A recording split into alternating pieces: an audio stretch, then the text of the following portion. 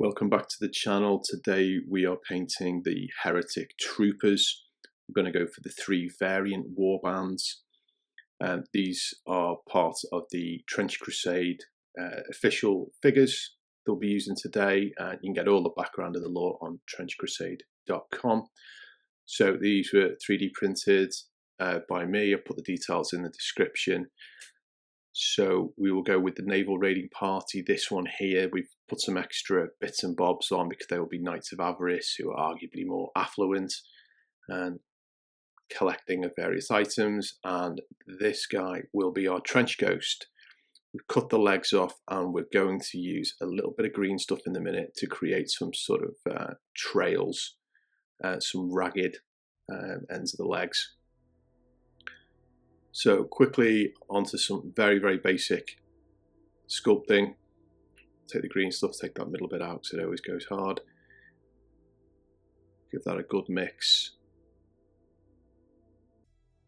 A little bit of water just to stop it sticking. You can use things like Vaseline. I tend to use the water, it's fine for just quick and easy jobs like this.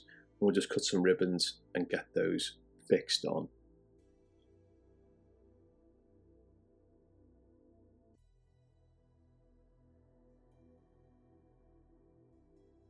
Just switch to a silicon tipped tool just to smooth those in so you can't see the transitions.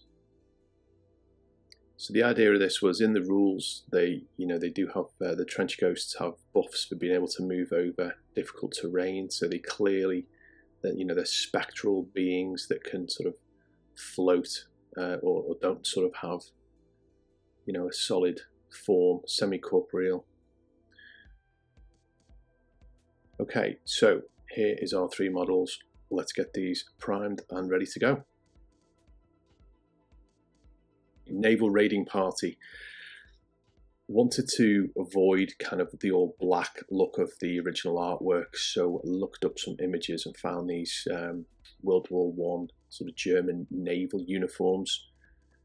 So we'll go with these sort of blue hues. Start with a bit of rust grey here. Now because I'm using the contrast method, we've got the contrast paint there we're going to put over this. This is really light, this is not going to be the finished colour. We're essentially painting the highlight first because we're going with the contrast method. Pick your favourite medium brown. I just mix these two, they've both got properties that I quite like.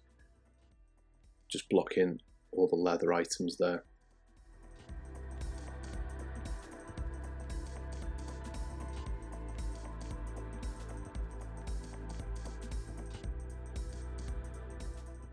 Gunmetal colour.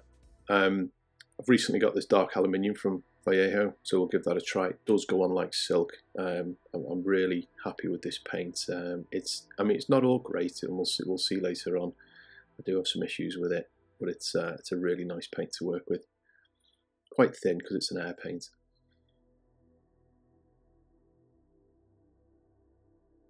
Okay, so there's most of the base colours on.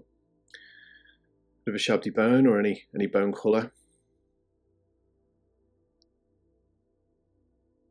Do for the putties. This will be the same for all the variants, or certainly the ones that have legs. And just an off green colour mixed with some of that shabby bone, just to give a little bit of variance on those cuffs. We'll do the actual gas mask colour in that as well. So over to our contrast paint. Obviously I'm using a Citadel here. Fully loaded brush, get it on there, try and keep it off the other areas, but it's not the end of the world, we can always go back and correct those mistakes. Putting it on quite thick, I want plenty of shadow, but obviously we've got a few seconds to go around and just deal with any excessive pooling, just get it to where we want it to be. Keep moving it around until you're happy. Fine with these, you've got 20 or 30 seconds of working time before you'll start to tear. Depending on your conditions. We'll go in Agrax or any other sort of strong tone or something like that, a really good strong brown wash. Again, being quite liberal with this.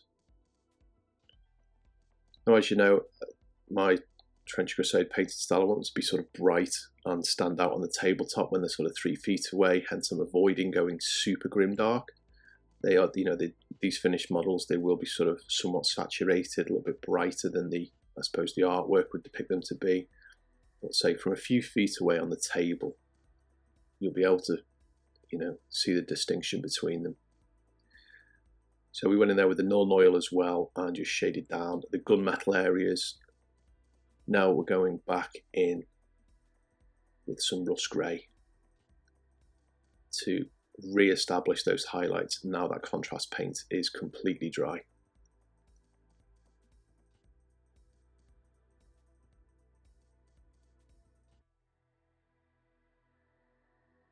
I find this really does make the model pop more. It's worth spending a good few minutes to go in and pick out those creases and edges.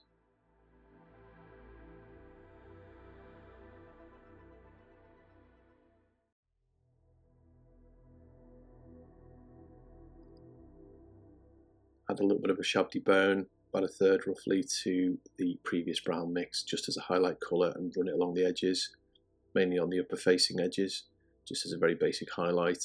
And then we'll just take a neutral grey and touch those gloves. Okay, Knights of Avarice. So these are the affluent pillagers of gold. So we've attached a few extra sort of trinkets and accessories to this model that they've collected, and I want to go for the sort of darker fabric, sort of black with a green highlight, similar to our artillery witch that we painted recently. You find that video elsewhere on the channel. So I'm going straight over the black prime here.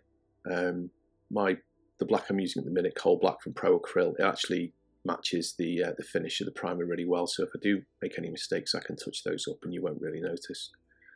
But if your black is quite different to your primer, then you can base coat it black and then start this green process. It feels a bit redundant, but then you don't get a mixture of different finishes if you make a mistake. We're leaving about a third of the black showing just in the deepest crevices and giving it a good coverage of the Cabalite green, and then we will mix in a little bit of neutral grey. I'm not going for a brighter green. Again, I don't want it to be oversaturated. Just like desaturate the highlights slightly and pick out those highest creases. Because there's a lot of gold on this model, I didn't want it to be all pure gold. So for a little bit of variance, we're using a copper here on the body armour.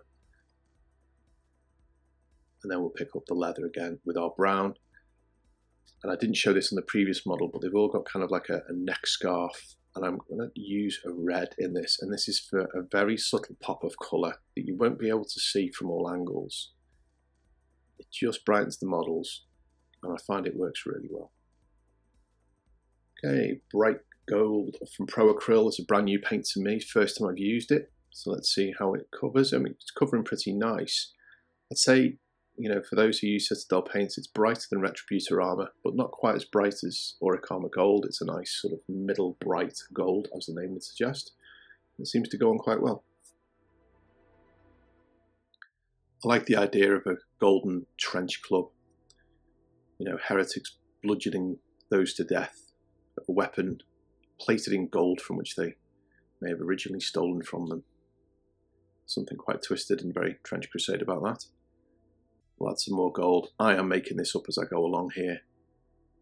I felt it just needed a little bit more bling, so we'll freehand some gold trim onto the cuffs and onto the helmet as well. Block the putties in. And I'm just using Agrax all over this time just to get a slightly different effect. Not bothering with the black wash. We'll just go with Agrax all over except for the green areas.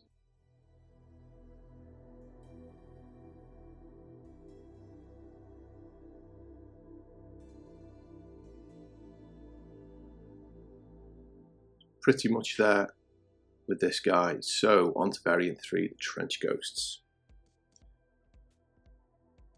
Dark Sea Blue by Vallejo. Love this colour. Use it a lot. Blocking in, again, the main areas, leaving, 20-30% of those dark crevices as black. Now you'll see here, this is the dark aluminium. However, on my wet palette, it is split, and the I've only seemed to have picked up the silver pigment, and the darker sort of black pigment that gives it the darker colour is left behind. So lesson there, I should have remixed a fresh batch of that onto the palette. That is one of the drawbacks of wet palettes. But overall, I think they're worth it. So either way, we will correct that silver with a good wash of Nuln Oil just to bring it down. Bring it down a good few notches, be quite liberal with that. Got some good shadow, and again, we'll just do the corn red onto the neck scarf. A little bit of colour contrast.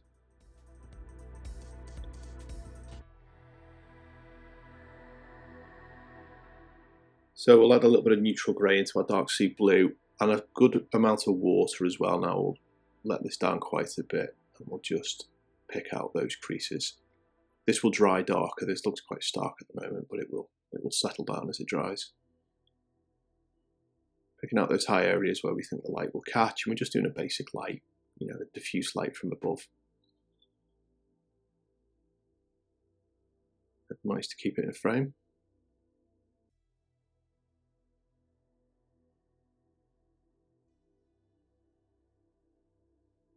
Again, a bit of pure neutral grey on the cuffs. Follow the edges of the sculpt.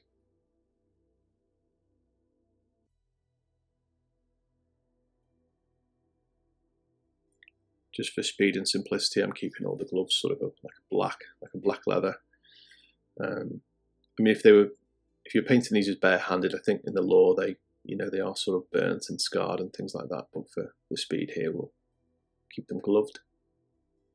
Okay, and we use our modified brown mix, just as we did with the others, just to get the top edges of those upward-facing areas. Really sets off that brown. It's only a few minutes work, and it's worth doing.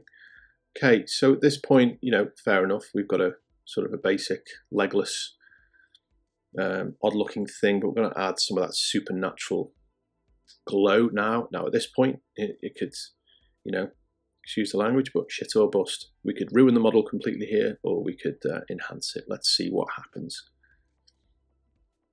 So I'm just going in with the bold titanium white, a little bit of glow on the underneath of the arms and the weapon as well. And then one of my favourite contrast paints, which again I don't really use as a contrast paint, more as a tint or as a glaze, a thematic blue. Okay, so here is our Naval Raiding Party variant. We've just had a little bit of a gloss red, blood effect and spatter, just to, it is Trench Crusade after all. Our Knights of Avarice, dripping in gold. Finally, our Trench Ghost. Quite happy with that glow. Bit rushed with the airbrush, could have been a bit smoother. Could obviously just dry brush those effects in as well and take our time, but I think we got the effect I'm looking for. Here's the three of them. So total painting time is about 45 minutes for each model. Now obviously I filmed this out of sequence and sort of painted them all at the same time, so each one was drying as I was painting the neck, so not including drying time, about 45 minutes. And again, if you're doing a squad, you could batch paint that and increase the efficiency even further. So really happy with how these turned out for the time taken. So if you enjoyed the video, don't forget to like. And according to YouTube, 93% of you that watch my videos aren't subscribed, so it'd be great if you just hit that button. Really appreciate it. Thanks for watching. See you next time.